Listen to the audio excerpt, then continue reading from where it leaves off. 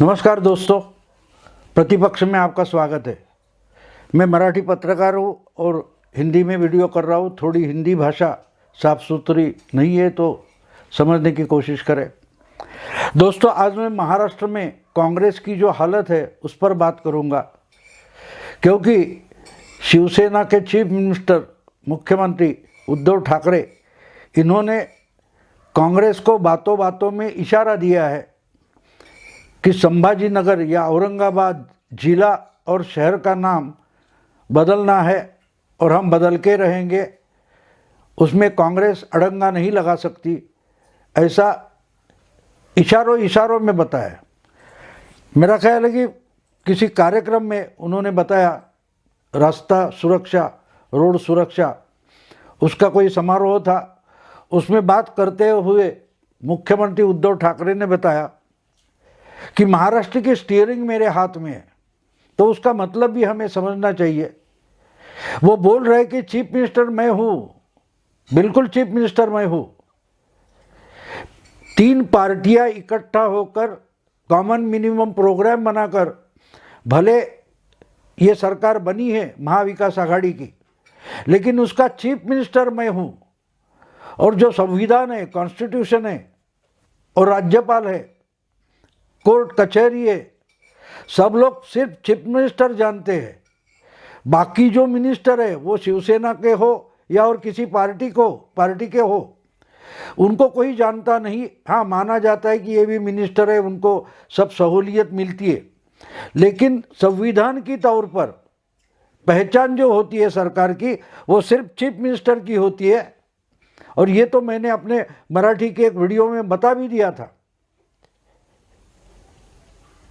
कि राज्यपाल जो है, गवर्नर है, जो कॉन्स्टिट्यूशनल हेड है महाराष्ट्र के, वो सिर्फ चीफ मिनिस्टर को जानते हैं। और चीफ मिनिस्टर ने बताया, इसलिए ये 32-38 जो मिनिस्टर बने हैं उनको शपथ दिलाई है। जिस दिन मुख्यमंत्री नहीं चाहेंगे उस दिन उस मिनिस्टर को निकल के जाना पड़ेगा। वो महाराष्ट्र के चीफ मिनिस्टर के मेहरबानी पर मिनिस्टर है, कांग्रेस के हो, शिवसेना के हो या एनसीपी के हो। जब तक चीफ मिनिस्टर की मर्जी होती है तब तक आप चीफ मिनिस्टर बन के रह सकते हो। तो आपका अगर तकरार है तो निकल जाओ, रिजाइन करो, लेकिन चीफ मिनिस्टर को आप नहीं रोक सकते। हाँ, आप उनकी सरकार गिरा सकते हैं। आपकी अगर पार्टी कांग्रेस निकल जाए तो ये महाविकास आघाड़ी की जो सरकार है वो गिर जाएगी। उद्धव ठाकरे चीफ मिनिस्टर नहीं रहेंगे, तो उनको रोकने के लिए आपको सरकार गिरानी पड़ेगी, क्योंकि मिनिस्टर आप जो हो, किसी पार्टी के नेता हो, उससे कोई मतलब नहीं है। ये कॉन्स्टिट्यूशनल पोजीशन है जो चीफ मिनिस्टर करके, मुख्यमंत्री करके उद्धव ठाकरे के पास है। और उन्होंने ये बातों बातों में बता दिया है कि मेरे हाथ में महाराष्ट्र का स्टीयरिंग है। जो महाराष्ट्र सरकार की, महाविकास आघाड़ी की सरकार चल रही है, उसकी स्टीयरिंग मेरे हाथ में है। मैं जहां मोड़ दूंगा वहां गाड़ी जाएगी। आप गाड़ी मोड़ सकते हो लेकिन स्टीयरिंग हाथ में नहीं ले सकते, और स्टीयरिंग मेरे हाथ में है। इसका सीधा साधा मतलब ये निकलता है कि कांग्रेस जो नामांतर के सब्जेक्ट को लेकर दबाव बना रही है, वो दबाव मुझ पर आ नहीं सकता। मैं उसको मानता ही नहीं। मुझे चाहिए उस दिशा में मैं महाविकास आघाड़ी की सरकार ले जा सकता हूं। फिर विषय नामांतर का हो या और हिंदुत्व का हो या सेक्युलरिज्म का हो, क्योंकि सरकार जब बनती है, गवर्नर जब किसी को शपथ दिलाते हैं, तो वो एमएलए कितने पीछे इनके खड़े हैं, उनकी संख्या क्या है, वो देखकर सरकार को बनाते हैं और उसको शपथ दिलाते। वो आपका कॉमन मिनिमम प्रोग्राम नहीं देखते। भगत सिंह कोश्यारी, जिन्होंने उद्धव ठाकरे और उनके मंत्रिमंडल को शपथ दिलाई है, उन्होंने पूछा नहीं कि भाई आपका कॉमन मिनिमम प्रोग्राम क्या है। उससे गवर्नर का मतलब नहीं होता, उससे कॉन्स्टिट्यूशन का मतलब नहीं होता। कॉन्स्टिट्यूशन से जब चीफ मिनिस्टर बनता है तो उसके पीछे बहुमत मेजॉरिटी एमएलएस खड़े होने चाहिए, और आपने वो दे दिए कांग्रेस ने। इसका मतलब कांग्रेस सरकार नहीं चलाती, और खुद राहुल गांधी ने भी ये कुछ महीने पहले बता दिया था कि हम मिनिस्ट्री में हैं, हम गवर्नमेंट में हैं, लेकिन हम डिसीजन मेकिंग में नहीं है। और वही तो सही बात है। ये बाला साहब थोराट या कांग्रेस के जो नेता है उनको समझ लेनी चाहिए कि आपको मिनिस्ट्री में उद्धव ठाकरे ने अपने मर्जी से लिया है, लेकिन आपको डिसीजन प्रोसेस से दूर रखा है। आप कोई निर्णय नहीं ले सकते अनलेस एंड अनटिल उसको उद्धव ठाकरे की मंजूरी चाहिए। तो वही जाते जाते इशारों में उद्धव ठाकरे जी ने बता दिया है कि ज्यादा बकबक मत करो, बकवास मत करो, सरकार मैं चला रहा हूं। हाँ, बीच में गड्ढे आते हैं, रास्ता खराब होता है, कुछ गड़बड़ियां हो सकती है, फिर भी मैं गाड़ी चलाऊंगा और मेरे तरीके से चलाऊंगा, यही उन्होंने बताया। और उनका इशारा बिल्कुल कांग्रेस की तरफ है कि ज्यादा बकवास मत करो। अगर सरकार में रहना है तो अपनी औकात में रहो, क्योंकि चीफ मिनिस्टर मैं हूं और मेरी पार्टी शिवसेना है, हमारा भी कोई एजेंडा है। वो एजेंडा बाजू में रखकर तो मैं सरकार बनाने के लिए आया नहीं हूं। मैंने बीजेपी को छोड़ा है, उद्धव ठाकरे और शिवसेना ने एनडीए को छोड़ा है, बीजेपी के साथ छोड़िए, अपना एजेंडा नहीं छोड़ा है। आपने बोला भी नहीं। जब कॉमन मिनिमम प्रोग्राम बना तब किसी ने बोला था नहीं, शिवसेना को हिंदुत्व छोड़ना पड़ेगा, और शिवसेना ने भी डिक्लेयर नहीं किया कि हमने हिंदुत्व छोड़ दिया है। कुछ समझौते होते। तो कांग्रेस ने भी अपना एजेंडा नहीं छोड़ा है, शिवसेना ने भी अपना एजेंडा नहीं छोड़ा है। लेकिन चीफ मिनिस्टर जबकि उद्धव ठाकरे बने हैं तो सरकार की बागडोर उनके हाथ में है, और वो जिस ढंग से चलाएंगे उसी ढंग से जाना पड़ेगा। और एक बात आपको समझ लेनी पड़ेगी कि जब सरकार बनती है तो मेजॉरिटी एमएलए उनके साथ खड़े हो गए, लेकिन सरकार चलानी जब है तब सब पार्टियों को इकट्ठा होकर एक दिल से काम करना पड़ेगा। एक दूसरे के लिए बहुत सारे समझौते करने पड़ते, कॉम्प्रोमाइज करने पड़ते। सिर्फ शिवसेना ही चीफ मिनिस्टरशिप चाहिए इसलिए कॉम्प्रोमाइज करे और हम नहीं करेंगे, ऐसा तो एनसीपी और कांग्रेस नहीं बोल सकती। उनको भी कॉम्प्रोमाइज करनी पड़ेगी, क्योंकि अगर सरकार बनाने के फायदे शिवसेना उठा रही है, आप भी उठा रहे हो, तो आपको भी कोई कीमत तो चुकानी पड़ेगी। और अगर कीमत चुकानी है तो कॉम्प्रोमाइज करना पड़ता है। तो बीजेपी ने या मीडिया ने जो पालघर में साधुओं की हत्या हो गई उस पर इतना बवाल खड़ा किया, तो उस वक्त अगर शिवसेना सरकार में नहीं होती तो कितना चिल्लाती, कितने आरोप करती। लेकिन शिवसेना चुप रही, बोली कानून से जो होना है होगा, उस पर राजनीति मत करो। ये शिवसेना भी बोली है। तो शिवसेना ने वो कॉम्प्रोमाइज किया था, कॉम्प्रोमाइज किया हुआ है, ये मत भूलो। तो जब शिवसेना कॉम्प्रोमाइज करती है सत्ता में रहने के लिए, टिके रहने के लिए और महाविकास आघाड़ी की सरकार चलाने के लिए, तो कांग्रेस और एनसीपी दोनों को भी कुछ ना कुछ कॉम्प्रोमाइज करनी पड़ेगी। तो औरंगाबाद का जो मसला है वो उसी ढंग का है कि उसमें अगर शिवसेना कुछ करना चाहती है तो उसमें कांग्रेस और एनसीपी को कॉम्प्रोमाइज करना पड़ेगा। पालघर का मामला निकल आया था तब शिवसेना ने कॉम्प्रोमाइज किया था, तब नहीं बोले कि नहीं नहीं हमारे भगवाधारी साधुओं की हत्या हुई है, कानून मानून की बात छोड़ दो, जिन्होंने किया है उनको छोड़ूंगा नहीं। ऐसी बात उद्धव ठाकरे ने की नहीं थी। जो उनका एजेंडा है, भगवा एजेंडा है उनका। लेकिन पालघर के मामले में वो चुप बैठे, कानून जो करता है उसे करने दो। इस ढंग से उन्होंने सरकार चालू रखने के लिए कुछ कॉम्प्रोमाइज किया, सैक्रिफाइस किया है। तो अब जब औरंगाबाद की बात आती है तो कांग्रेस को भी अपना एजेंडा कुछ तरीके से सैक्रिफाइस करना पड़ेगा। उसमें क्या बड़ी बात है?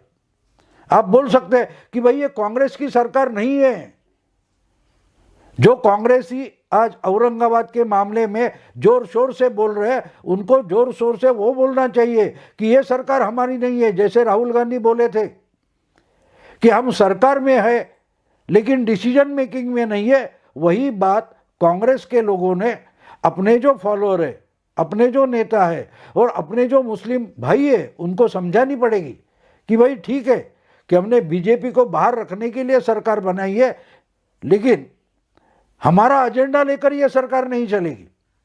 और दो पार्टियां हैं, शिवसेना भी है, उसने अपना एजेंडा छोड़ा नहीं है, तो उनको भी कुछ छूट देनी पड़ेगी। शिवसेना को सरकार चलानी है, बीजेपी को सत्ता से बाहर बिठाना है। तो इसलिए कांग्रेस को भी अपने दोस्त मुस्लिम भाई है उनको समझाना पड़ेगा कि भाई बीजेपी को अगर सत्ता के बाहर बिठाना है तो इतना तो सैक्रिफाइस करना पड़ेगा, कांग्रेस को करना पड़ेगा, मुस्लिम भाइयों को करना पड़ेगा। ये जिम्मेदारी उद्धव ठाकरे की नहीं है, वो तो शिवसेना पार्टी के नेता है, सर्वोच्च नेता है, वो नहीं मुस्लिम भाइयों को समझाएंगे। उद्धव ठाकरे की जो मजबूरी है ये समझाने की कोशिश कांग्रेस और एनसीपी को करनी पड़ेगी। अपने अपने जो मुस्लिम फॉलोअर्स वोटर्स है, मुस्लिम वोटर्स, उनको जाके कांग्रेस और एनसीपी ने समझाना पड़ेगा कि भाई ये देखो, ये बड़ा एजेंडा बीजेपी को सत्ता से बाहर बिठाने का है, तो हमको भी कुछ कॉम्प्रोमाइज करने पड़ेंगे, मुस्लिम भाइयों को भी कुछ कॉम्प्रोमाइज करने पड़ेंगे। और इसलिए औरंगाबाद का जो नामांतर करना है उसमें हम अपना एजेंडा आगे लेकर नहीं जा सकते। वो शिवसेना का एजेंडा है तो वो हमको मानना पड़ेगा। और वही तो इशारों में Uddhav Thackeray, chief minister of Maharashtra, Congress को समझा रहे कि मेरे हाथ में स्टीयरिंग है, बागडोर मेरे हाथ में है, और सरकार चलानी ये अकेले शिवसेना की या उद्धव ठाकरे की जिम्मेदारी नहीं है। वो सत्ता में शामिल है, वो और दो पार्टियां हैं, दोस्त पार्टियां हैं, एनसीपी और कांग्रेस है, उनके भी जिम्मेदारी है। हर वक्त शिवसेना सैक्रिफाइस नहीं करेगी, आपको भी कुछ सैक्रिफाइस करना पड़ेगा। तो कांग्रेस और राष्ट्रवादी को एक तरीके से उद्धव ठाकरे बता रहे हैं कि भाई आपको भी कुछ कीमत चुकानी है, आज आपको भी औकात में रहना पड़ेगा। आपने अपना एजेंडा छोड़ा नहीं है, तो शिवसेना ने भी नहीं छोड़ा है। हम अपना एजेंडा पूरा नहीं छोड़ सकते।